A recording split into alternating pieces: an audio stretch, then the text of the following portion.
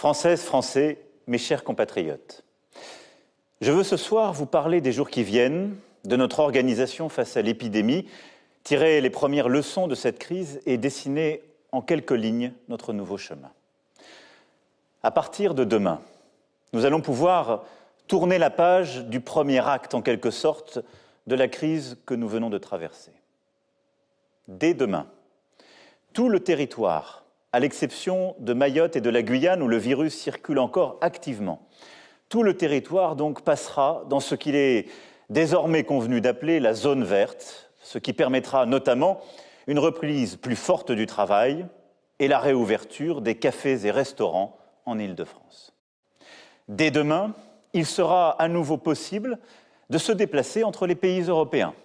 Et à partir du 1er juillet, nous pourrons nous rendre dans les États hors d'Europe où l'épidémie sera maîtrisée. Dès demain, en Hexagone comme en Outre-mer, les crèches, les écoles, les collèges se prépareront à accueillir, à partir du 22 juin, tous les élèves, de manière obligatoire et selon les règles de présence normales. Il faudra continuer d'éviter au maximum les rassemblements, car nous savons qu'ils sont les principales occasions de propagation du virus. Ils resteront donc très encadrés. Le second tour des élections municipales pourra se dérouler dans les communes concernées le 28 juin. Enfin, pour nos aînés en maison de retraite ou en établissement, les visites devront désormais être autorisées. Nous allons donc pouvoir retrouver le plaisir d'être ensemble, de reprendre pleinement le travail, mais aussi de nous divertir, de nous cultiver. Nous allons retrouver pour partie notre art de vivre, notre goût de la liberté. En somme, nous allons retrouver pleinement la France. Cela ne signifie pas que le virus a disparu et que nous pouvons baisser totalement la garde. Il nous faudra pour longtemps encore vivre avec lui, respecter les règles de distance physique. L'été 2020 ne sera pas un été comme les autres et il nous faudra veiller à l'évolution de l'épidémie pour nous préparer au cas où elle reviendrait avec plus de force. La lutte contre l'épidémie n'est donc pas terminée, mais je suis heureux, avec vous, de cette première victoire contre le virus. Et je veux, ce soir, en ce moment, penser avec émotion à nos morts, à leurs familles, dont le deuil a été rendu plus cruel encore en raison des contraintes de cette période. Clore aujourd'hui le moment entamé avec le début du confinement n'avait rien d'une évidence. Si nous pouvons rouvrir le pays, c'est parce qu'à chaque étape de l'épidémie, chacun a pris sa part. Le Premier ministre et le gouvernement ont travaillé d'arrache-pied. Le Parlement s'est réuni, l'État a tenu, les élus de terrain se sont engagés. Le 16 mars, nous avons fait le choix humaniste de placer la santé au-dessus de l'économie en vous demandant de rester chez vous. Vous avez alors fait preuve d'un sens des responsabilités admirable. Et grâce à l'engagement exceptionnel de nos soignants et de toutes les équipes, l'ensemble des malades qui en avaient besoin ont pu être pris en charge, à l'hôpital ou dans la médecine de ville. Grâce à tous ceux qui, parmi vous, ont continué à travailler, malgré l'angoisse bien souvent, pour assurer les services essentiels à la nation, nous avons pu nous nourrir et continuer de vivre. Lorsque, le 13 avril dernier, je vous ai annoncé une sortie du confinement à partir du 11 mai, je sais que beaucoup alors le déconseillaient. Il n'y avait pas de consensus. Les avis étaient très différents, y compris parmi les scientifiques. Mais nous avons collectivement, méthodiquement, préparé ce qu'on a appelé le déconfinement. Là encore, tout le monde a travaillé d'arrache-pied.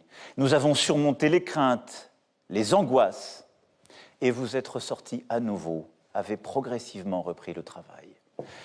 Nous avons bien fait. Nos usines, nos commerces, nos entreprises ont pu redémarrer. La nouvelle étape qui s'ouvre à partir de demain va permettre d'accélérer la reprise.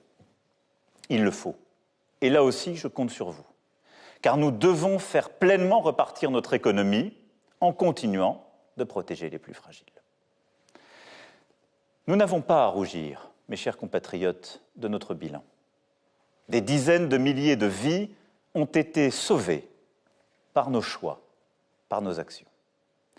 Nous avons su doubler en quelques jours nos capacités de réanimation, organiser des transferts de centaines de patients entre régions et avec les pays voisins, approvisionner nos commerces, réorienter notre production industrielle, inventer des nouvelles solidarités.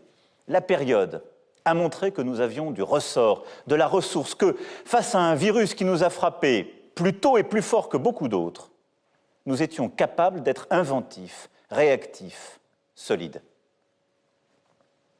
Nous pouvons être fiers de ce qui a été fait et de notre pays. Bien sûr, cette épreuve a aussi révélé des failles, des fragilités. Notre dépendance à d'autres continents pour nous procurer certains produits, nos lourdeurs d'organisation, nos inégalités sociales et territoriales. Je veux que nous tirions toutes les leçons de ce que nous avons vécu.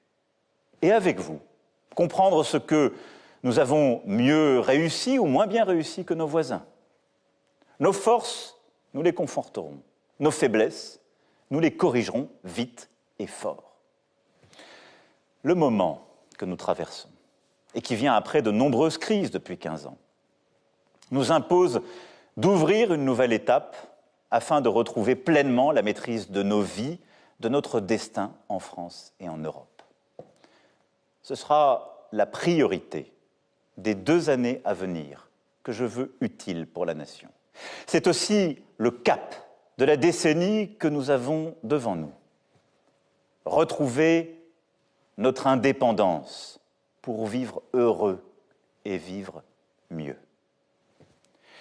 Avec l'épidémie, l'économie mondiale s'est quasi arrêtée. Notre première priorité est donc d'abord de reconstruire une économie forte, écologique, souveraine et solidaire. Depuis le premier jour de la crise, notre mobilisation est totale, quoi qu'il en coûte. Tel était l'engagement que j'avais pris devant vous dès le mois de mars. Chômage partiel, prêt aux entreprises, accompagnement des commerçants, des indépendants, soutien des plus précaires, tout a été mis en œuvre par le gouvernement pour sauvegarder nos emplois et pour aider chacun.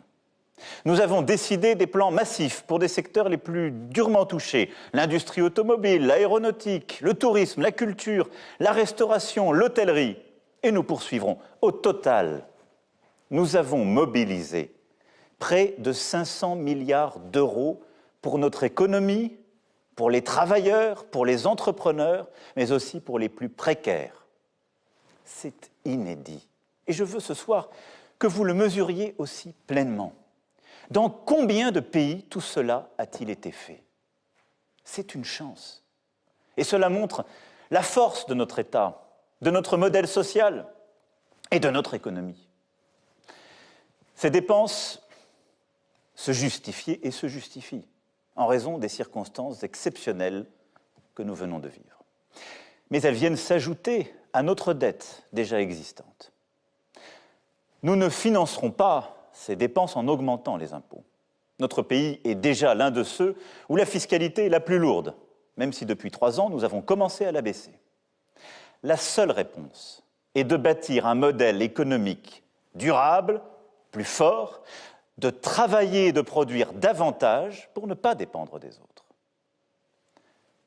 Et cela, nous devons le faire, alors même que notre pays va connaître des faillites et des plans sociaux multiples, en raison de l'arrêt de l'économie mondiale. C'est pourquoi j'assumerai avec vous, avec toutes les forces de notre pays, avec le tissu de nos entreprises, avec nos salariés comme nos indépendants, nos corps intermédiaires, je m'engagerai dans cette reconstruction économique. Il nous faut d'abord tout faire pour éviter au maximum les licenciements. C'est pour cela qu'avec les syndicats et le patronat, nous avons lancé une négociation pour que dans toutes les entreprises, nous arrivions à préserver le plus d'emplois possible malgré les baisses d'activité. Il nous faut créer de nouveaux emplois en investissant dans notre indépendance technologique, numérique, industrielle et agricole. Par la recherche, la consolidation des filières, l'attractivité et les relocalisations lorsque cela se justifie, un vrai pacte productif. Il nous faut aussi créer les emplois de demain par la reconstruction écologique qui réconcilie production et climat, avec un plan de modernisation du pays autour de la rénovation thermique de nos bâtiments, des transports moins polluants, du soutien aux industries vertes. Cela passera aussi par l'accélération de notre stratégie maritime, nous qui sommes la deuxième puissance océanique mondiale. La Convention citoyenne rendra dans quelques jours son travail qui contribuera à ce projet. Cette reconstruction doit aussi être sociale et solidaire. Une relance par la santé, comme nous avons commencé à le faire avec la négociation du Ségur, qui non seulement revalorisera les personnels soignants, mais permettra de transformer l'hôpital comme la médecine de ville par des investissements nouveaux et une organisation plus efficace et préventive. Une relance solidaire qui permettra de mieux protéger nos aînés, mieux protéger aussi les plus pauvres d'entre nous. Une relance sociale et solidaire enfin, par un investissement massif pour l'instruction, la formation et les emplois de notre jeunesse. Nous le lui devons. Nous lui avons tant demandé durant cette période. Elle va encore avoir un été, une rentrée si difficile, et c'est elle qui porte la dette écologique et budgétaire de notre pays. Ce plan de reconstruction se fera avec l'Europe, qui, après des débuts timides, s'est hissée à la hauteur du moment. L'accord franco-allemand autour d'un endettement conjoint et d'un plan d'investissement pour redresser l'économie du continent est un tournant historique. En empruntant pour la première fois ensemble, avec la chancelière d'Allemagne, nous proposons aux autres États européens de dire « nous » plutôt qu'une addition de « je ». C'est le résultat d'un travail acharné, initié par la France, et que nous menons depuis 3 ans. Ce peut être là une étape inédite de notre aventure européenne et la consolidation d'une Europe indépendante qui se donne les moyens d'affirmer son identité, sa culture, sa singularité face à la Chine, aux États-Unis et dans le désordre mondial que nous connaissons. Une Europe plus forte, plus solidaire, plus souveraine, c'est le combat que je mènerai en votre nom dès le Conseil européen de juillet et dans les 2 années à venir. Cette reconstruction économique, écologique et solidaire sera la clé de notre indépendance. Elle sera préparée durant tout l'été avec les forces vives de notre nation pour être mise en œuvre au plus vite. L'indépendance de la France, pour vivre mieux, exige aussi notre unité autour de la République. Tel est le 2e axe de cette nouvelle étape. Je nous vois nous diviser pour tout et parfois perdre le sens même de notre histoire. Nous unir autour du patriotisme républicain est une nécessité. Nous sommes une nation où chacun, quelles que soient ses origines, sa religion, doit trouver sa place. Est-ce vrai partout et pour tout le monde? Non. Notre combat doit donc se poursuivre, s'intensifier, pour permettre d'obtenir les diplômes et les emplois qui correspondent aux mérites et talents de chacun, et lutter contre le fait que le nom, l'adresse, la couleur de peau réduisent encore trop souvent dans notre pays les chances que chacun doit avoir. Nous serons intraitables face au racisme, à l'antisémitisme et aux discriminations, et de nouvelles décisions fortes pour l'égalité des chances seront prises. Mais ce combat noble est dévoyé lorsqu'il se transforme en communautarisme, en réécriture haineuse ou fausse du passé. Ce combat est inacceptable lorsqu'il est récupéré par les séparatistes. Je vous le dis très clairement ce soir, mes chers compatriotes, la République n'effacera aucune trace ni aucun nom de son histoire. Elle n'oubliera aucune de ses œuvres, Elle ne déboulonnera pas de statut. Nous devons plutôt lucidement regarder ensemble toute notre histoire, toutes nos mémoires, notre rapport à l'Afrique en particulier, pour bâtir un présent et un avenir possible d'une rive l'autre de la Méditerranée, avec une volonté de vérité et en aucun cas de revisiter ou de nier ce que nous sommes. Nous ne bâtirons pas davantage notre avenir dans le désordre. Sans ordre républicain, il n'y a ni sécurité ni liberté. Cet ordre, ce sont les policiers et les gendarmes sur notre sol qui l'assurent. Ils sont exposés à des risques quotidiens en notre nom. C'est pourquoi ils méritent le soutien de la puissance publique et la reconnaissance de la nation. Enfin, il me reviendra avec vous de bâtir de nouveaux équilibres dans les pouvoirs et les responsabilités. C'est le troisième axe que je vois à cette nouvelle étape. J'en ai la conviction profonde, l'organisation de l'État et de notre action doit profondément changer. Tout ne peut pas être décidé si souvent à Paris. Face à l'épidémie, les citoyens, les entreprises, les syndicats, les associations, les collectivités locales, les agents de l'État dans les territoires ont su faire preuve d'ingéniosité, d'efficacité, de solidarité. Faisons-leur davantage confiance. Libérons la créativité et l'énergie du terrain. C'est pourquoi je veux ouvrir pour notre pays une page nouvelle donnant des libertés et des responsabilités inédites à ceux qui agissent au plus près de nos vies. Liberté et responsabilité pour nos hôpitaux, nos universités, nos entrepreneurs, nos maires et beaucoup d'autres acteurs essentiels. Mes chers compatriotes, ce projet d'indépendance, de reconstruction n'est possible que parce que depuis 3 ans, nous avons mené un travail sans relâche pour l'éducation, l'économie, la lutte contre les inégalités dans notre pays. Parce qu'aussi, nous nous sommes battus pour notre projet européen et notre place dans l'ordre international. Je ne crois pas que surmonter les défis qui sont devant nous consiste à revenir en arrière. Non. Mais les temps imposent de dessiner un nouveau chemin. C'est ainsi que chacun d'entre nous doit se réinventer, comme je l'ai dit, que nous devons collectivement faire différemment. Et vous l'avez compris dans ce que j'ai commencé ce soir à esquisser, je me l'applique d'abord et avant tout à moi-même. C'est dans cet esprit de concorde que j'ai demandé au président des 2 chambres parlementaires et du Conseil économique, social et environnemental de proposer quelques priorités susceptibles de rassembler le plus grand nombre.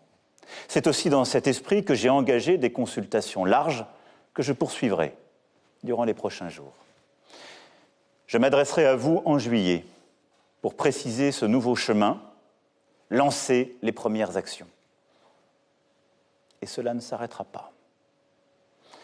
Mes chers compatriotes, nous avons devant nous des défis historiques. Pour les relever, n'oublions jamais nos forces, notre histoire, notre jeunesse, notre sens du travail et de l'engagement, notre volonté de justice, notre capacité de créer pour dire et changer le monde, notre bienveillance. Agissons ensemble, avec toutes ces forces chevillées au corps. Ayons ensemble cette volonté de conquérir, cette énergie du jour qui vient.